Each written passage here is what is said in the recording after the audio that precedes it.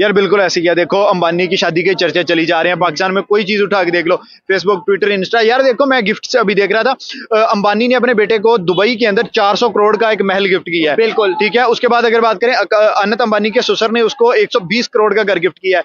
अनंत अंबानी के भाई ने उसको एक घड़ी 100 करोड़ रुपए की घड़ी गिफ्ट किया है। तो मतलब मेरे भाई 700-800 करोड़ तो यही हो गया। हमने IMF का लोन देना है तो भाई कम से कम हमें ये चीजें गिफ्ट करना है, तो उसका जा रहा है कि मुकेश अंबानी की बीवी ने जितनी महंगी साड़ी पहन रखी है वो तो पाकिस्तान की टोटल GDP है। हम तो कहते हैं कि भारत में गुर्बत बहुत। बिल गेट्स जो कि माइक्रोसॉफ्ट कंपनी के को फाउंडर थे, उन्होंने भी इस शादी में शिरकत की और अनंत अंबानी और राधिका मर्चेंट को अपने तरफ से बेहद ही नायाब तोहफा दिया है। बता दें कि बिल गेट्स ने अनंत अंबानी को 24 carat gold Rolls Royce car gift में दी है। बता दें इस कार की कीमत तकरीबन 50 करोड़ के आसपास बताई जा रही है। अभी जिनकी हम शादी की बात कर रहे हैं कि इंडिया में एक बहुत बड़ी शादी होने वाली है जी हाँ। अभी देखें कि अंबानी है कौन, उनका बजट हमारे पाकिस्तान से ज्यादा है। India is using its hard power to gain soft power. Ratan Tata हालांकि बढ़ती उम्र और तमाम परेशानियों के साथ वो शादी में शिरकत तो नहीं कर सके, लेकिन उन्होंने अनंत अंबानी को अपनी तरफ से शादी का एक छोटा सा तोहफा दिया है। ये छोटा सा तोहफा सिर्फ उन लोगों के लिए है जो काफी ज्यादा बड़ी हस्ती हैं, जबकि आम लोगों के लिए अगर देखा जाए तो 100 करोड़ रुपए का बंगला गिफ्ट के रूप में दिया है।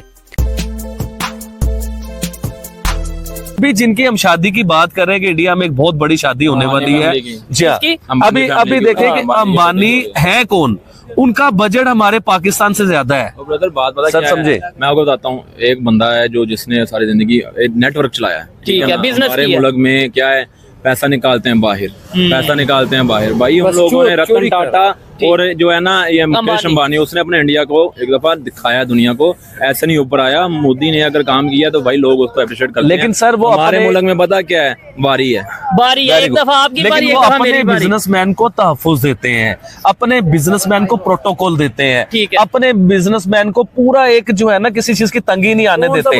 अब हमारे यहाँ जो बिजनेसमैन होते हैं ना, हम उनके ऊपर टैक्स इतने लगा देते हैं, ब्लैकमेल इतनी करते हैं, कुछ जगह टैक्स मांग रहा है, कोई हफ्ता मांग रहा है, कोई कुछ मांग रहा है, बेचारे भागते हैं दूसरे मुल्कों में। GDP से हमारा क्या मुकाबला, उनकी इतनी फैक्ट्रीज हैं, इतना ज्यादा उनका चल रहा है, तो उससे हमारा क्या मुकाबला। ये कहा जा रहा है कि मुकेश अंबानी की बीवी ने जितनी महंगी साड़ी पहन रखी है वो तो पाकिस्तान की टोटल GDP है। हम तो कहते हैं कि भारत में गुर्बत बहुत है। नहीं, भारत में गुर्बत नहीं है। भारत में गुर्बत तो है मगर उसकी आबादी बहुत ज्यादा है ना, 1.5 अरब की आबादी है और उसमें गुर्बत होना जितनी गुर्बत है, मगर उन्होंने तरक्की बड़ी की है। उन्होंने टेक्नोलॉजी में IT में बहुत आगे हैं जा रहे, उनके एक्सपोर्ट बहुत है, उनका देखें सारा कुछ ही हमसे आगे है। उसका हमसे कोई मुकाबला नहीं है। भारत हमसे बहुत बड़ा मुल्क है, उसका कोई मुकाबला नहीं। और आप उसकी साड़ी लेके बैठ गई हैं, इतनी साड़ी है, साड़ी लेके बैठ गई, बजाय खुद तरक्की हमारी हो नहीं रही, हम उसकी साड़ी में लेके बैठ गए हैं। साड़ी उन्होंने देखे कैसे बनाई है, उनकी कितने सालों की मेहनत है। जो भी है वो इतने अमीर हैं, जितनी फैक्ट्रियाँ पाकिस्तान वो इंडिया को वो दे रहे हैं। देखिए मैन पावर भी उनके पास है, उनकी फैक्ट्रीज में काम भी करने वाले बड़े हैं। इस वक्त उनका GDP क्या हमारा और उनका क्या मुकाबला। आप उसका साड़ी का मुकाबला पाकिस्तान के GDP से करने लगी हैं। साड़ी उन्होंने इतनी महंगी पहन रखी थी कि हमारी पूरी GDP बनती है। तो ना 1500 करोड़ की सिर्फ प्री वेडिंग कर रहे हैं वो। तो अच्छी बात है, करने दें उन्हें। आप पाकिस्तान के मसाइल तो हल करें, इसकी इकॉनमी डूबे जा रही है। हम तो कहते हैं कि हमने उनके साथ मुकाबला करना है, हम तो उनकी एक साड़ी का मुकाबला नहीं कर पा रहे और करेंगे भी नहीं। उनका मुकाबला कर भी नहीं सकते। हम 75 ईयर से कहाँ बैठे हैं, वो कहाँ चले गए हैं। अच्छा। ये बात नहीं है, हम उनका मुकाबला कर नहीं सकते। आप अपनी इकॉनमी 16 महीनों में पीछे बढ़ा कर रखी शहबाज शरीफ ने, अब आके फिर बैठ गया। और जिस तरह जो कुछ कर रहे हैं, आपकी महंगाई का अगले रमजान में पता चल जाएगा। GDP तो बड़ा पीछे रह जाएगा, आपकी महंगाई ऐसे चढ़ेगी पता चल जाएगा। रमजान में पता लगेगा। हाँ, रमजान में हमेशा ही महंगा होता है। और आपके जो महंगाई आएगी, IMF की शराइत हैं जो पाकिस्तान, वो उनके पास IMF की शराइत नहीं है। वो बड़ा मुल्क है, वहाँ यहाँ IMF की शराइत पे पीछे ये पैसे लेने के लिए कोई भी करने को तैयार है। जितनी कड़ी शर्तें लगाएंगे ये गवर्नमेंट मानेगी। हाँ, ये इतनी कड़ी सही है। लेकिन वो मुल्क देखिए, भारत एक बहुत बड़ा मुल्क है, गुर्बत भी बहुत ज्यादा थी वहाँ, नो डाउट। और उन्होंने जिस तरीके से इस चीज को टैकल किया वो भी काबिले तारीफ है। आबादी की वजह से गुर्बत है, गुर्बत इतनी नहीं है। आबादी बहुत ज्यादा है, उन्होंने कंट्रोल कर लिया आबादी पे। हम तो आबादी पे कंट्रोल नहीं कर सके। और आप उनका मुकाबला एक साड़ी से कर रही हैं।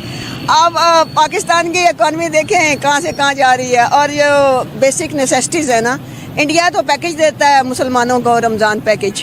क्या बात कर दी आपने। हाँ, मैंने अच्छी बात की है कि सारे मुल्क जितने भी हैं, यूरोप, अमेरिका समेत इंडिया, मुसलमानों को रमज़ान पैकेज देता है। और ये मुसलमान मुल्क रोज़ों में महंगी चीज़ें करता है। अब महंगाई की ऐसी लहर आएगी, रोज़ों में हमेशा ही रोज़ों में महंगाई होती है। तारी ना करें, वो तो मुसलमानों पर डंडे बरसाते हैं। नहीं, डंडे नहीं बरसाते, डंडे बरसाते हैं वो थोड़ा सा जो करते हैं, डंडे बरसाते हैं, मगर पैकेज देते हैं। गद्दारी की बात नहीं है। आप कैसे कह सकती हैं? रमज़ान पैकेज मिलता है। हज उनका सस्ता है, हमारा हज 11 लाख का हो गया है। आम बंदा हज नहीं कर सकता, उन हज भी उनका सस्ता है। उनकी बेसिक नेसेसिटीज सस्ती हैं, खाने पीने की चीज़ें सस्ती हैं, सब्जियाँ सस्ती हैं। आप इंपोर्ट कर रहे हैं उनसे आलू, प्याज और अपना टमाटर, आप रोज डेली इंपोर्ट कर रहे हैं। आप इकोनॉमी की बात उनकी करते हैं, आप उनसे ले रहे हैं आपकी, क्योंकि ये सब्जियां पैदा नहीं हो रही लाहौर में, तो आप डेली वहाँ से ले रहे हैं। आपकी ये तीनों चीज़ें इंपोर्ट कर रहा है पाकिस्तान, भारत से। तो आप क्या बात करते हैं? ये सारी एक्टिंग है इनकी, ये सारी है कि ये इंडिया प्रोपेगेंडा है। मुसलमानों के भी हम कहते हैं ना, वहाँ पर डंडे बरसाते हैं, तो उनका वो बरसाते कुछ भी नहीं होता। डंडे बरसाते हैं, कोई वजह होगी कुछ थोड़ा बहुत, मगर ऐसा तो नहीं है। वो देखें, लिटरेसी रेट उनका 100% तक है। हमारा पाकिस्तान उनका मुकाबला कहाँ इंडिया का कर सक रहा है, बजाय उनके नकल करने के। जज्बे वाली कौम को आप इतना डिग्रेड कर रही हैं। कहाँ का जज्बा, कौन सा जज्बा?